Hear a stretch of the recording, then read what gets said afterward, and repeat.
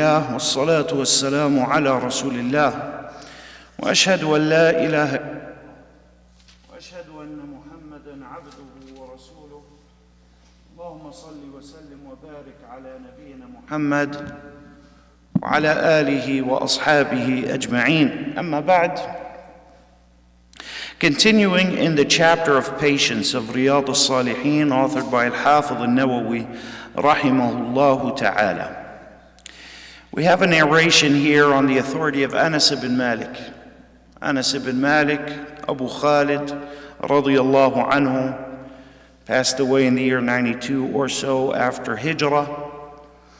قال مر النبي صلى الله عليه وسلم بامرأة تبكي عند قبر فقال اتق الله واصبري فقالت إليك عني فإنك لم تصب بمصيبتي ولم تعرفه فقيل لها إنه النبي صلى الله عليه وسلم فأتت باب النبي صلى الله عليه وسلم فلم تجد له بوابين فقالت لم أعرفك فقال إنما الصبر عند الصدمة الأولى متفق عليه وفي رواية لمسلم تبكي على صبي لها. Here we have a narration on the authority of Anas radiyallahu anhu. This narration has, it's very concise, as you've heard the entirety of it in Arabic. However, its meanings are immense and its lessons are numerous. And Anas radiyallahu anhu tells us that the Prophet sallallahu alayhi wasallam once passed by a woman that was crying at a grave. In Sahih Muslim, the detail is added that she was crying at the grave of a child that had passed away of hers. And so the Prophet sallallahu alaihi wasallam said to her, now when we say crying, it wasn't just tears. We know this how? Because the Prophet sallallahu alaihi wasallam shed tears over his grandchildren that passed away. He shed tears over his own children that passed away. Tears do not in any way interfere or they do not in any way necessitate that a person is not being patient. When the Prophet sallallahu alaihi wasallam's son Ibrahim passed away, he said, "Inna al-'ayna la tadma' wa inna al-qalba la yahzan wa la naqulu illa ma yurdi ar-Rabb." He said, indeed the eye does shed its tears and the heart is sad. However, we do not say anything that we only say what pleases the Lord subhanahu wa ta'ala. Now notice here the statement, we only say. We only say. Saying here is not just verbally with the tongue, but saying in the Quran and Sunnah is the heart and the tongue. To say, you say with your heart. The heart has sayings. Fear of Allah subhanahu wa ta'ala. Hope in Allah. Love of Allah. These are sayings of the heart, or referred to as actions of the heart. And so, shedding a tear, shedding tears, this does not negate a person's patience, legislative patience. It doesn't mean that the person is not being patient. So here when Anas radiyallahu anhu says he passed by a woman who was crying at the grave of a child of hers, this does not mean that she was just shedding tears. This means that she was doing other things that do negate a person's patience, like perhaps screaming or wailing or doing these things that do negate a person's patience. And so the Prophet ﷺ saw this, and he spoke out. He said, "Ittaqi Allaha wasbiri." He said, "Obey Allah, fear Allah, and be patient." And so she said to him, "Ilayka anni, leave me alone, فَإِنَّكَ لَمْ تُصَبْ بِمُصِيبَتِي, for you have not been afflicted with what I have been afflicted with." Now, at this point, she didn't know that she was speaking to the Prophet ﷺ. How could she not know who the Prophet is? Yes, entire tribes entered into Islam, and not every single individual person had come to meet him, sallallahu alayhi wasallam. This is very common. When the Prophet sallallahu alayhi wasallam went for Hajj, his first and final time, he went for Hajj in the 9th year after Hijrah. Al-Razi, rahimahullah ta'ala, the muhaddith Abu Zur'a, Abu Hatim al-Razi, they mentioned that they were contemporaries of Imam Ahmad. They mentioned that about 100,000 people were with him during that Hajj. Did he meet every single individual amongst them? Of course not.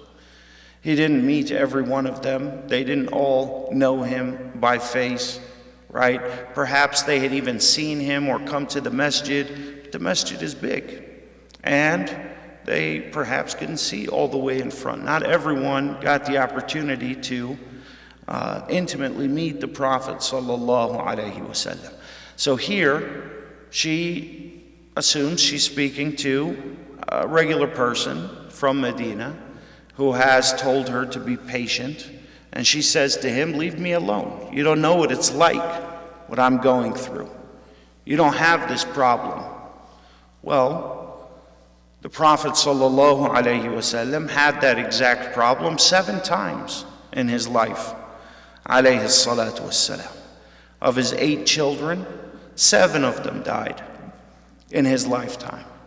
And before he passed away, he was informed that his last and final and most beloved child, Fatima radiallahu anha, would be the first of his companions to pass away after him, 6 months after his death.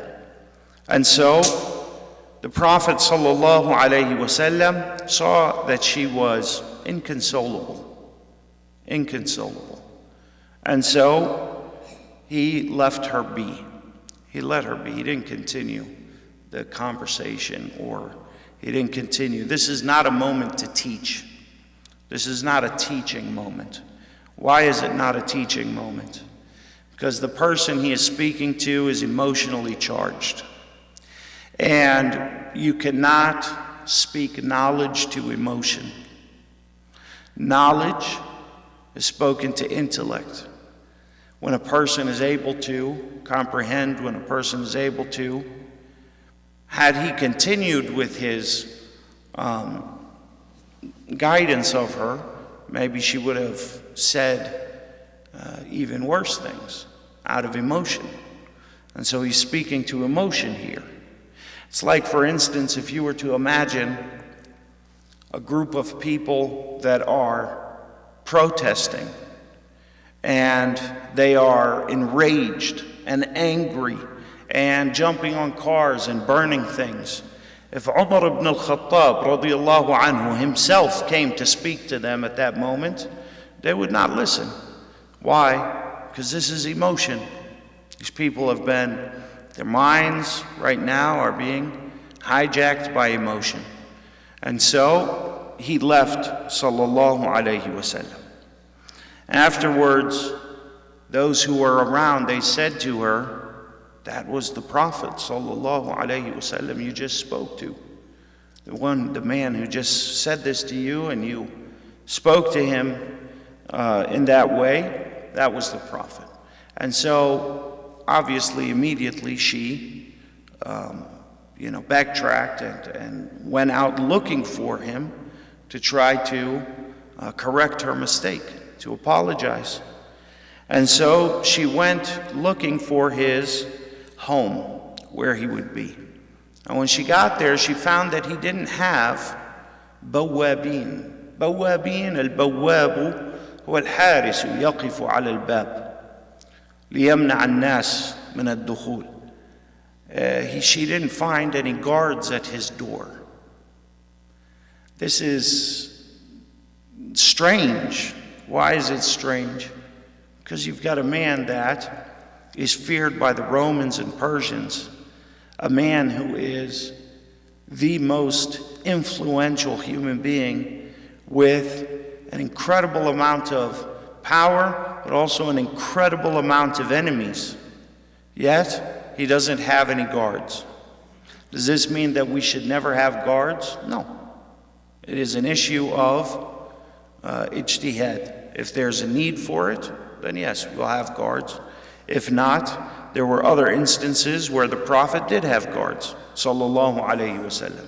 He would have guards through the entirety of every single night on shifts in Medina, sallallahu alayhi wasallam, until the verse in Surah Al-Ma'idah was revealed, Wallahu ya'asimuka minan nas. Allah will protect you from the assault, from being murdered by others. And so after that, he dismissed his guards, sallallahu alayhi wasallam. This is specific to him. He is specified to have had this. And so she entered and said, I didn't know you when I said what I said. The Prophet sallallahu alayhi wasallam said to her, Innama as-sabru, now comes the lesson. Now the teaching, the knowledge. Why? Because now he's speaking to intellect. He's not speaking to blind emotion. And so he said, Innama as-sabru inda as-sadmati al-ula.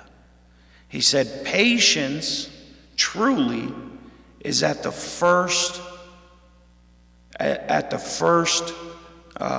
appearance, or at the first startle of hardship. When the hardship first comes, that moment, that is when patience truly is. And we will expound upon this statement tomorrow, inshallah, because it warrants much commentary. This narration has been collected by both Bukhari and Muslim. Nas'alullah subhanahu wa ta'ala an يعلمنا ما ينفعنا وأن ينفعنا بما علمنا. نسأله تعالى أن يلهمنا صبرا وأن يلهم نفوسنا تقواها وأن يزكيها. هو خير من زكاها، هو وليها ومولاها. والله أعلم، وصلى الله وسلم على نبينا محمد.